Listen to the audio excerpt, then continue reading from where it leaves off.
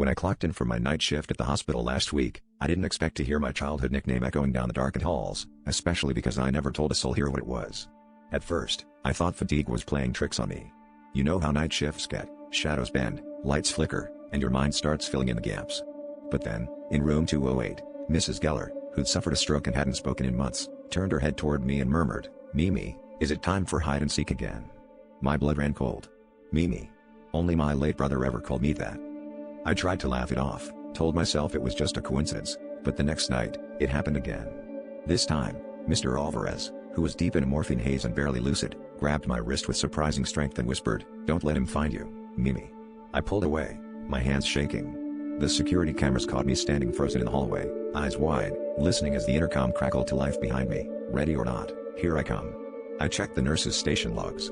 No one had paged overhead for hours. I started to dig.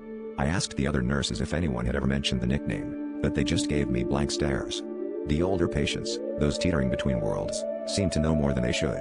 One night, I found a crumpled photograph tucked under my coffee mug. It was me, age 7, standing in my childhood backyard. In the background, half hidden by a tree, was my brother, except his eyes were pitch black, and his hands were wrapped around a shadowy figure. Scrawled across the back, he never stopped playing. On my last shift, alarms wailed from every room as the lights sputtered.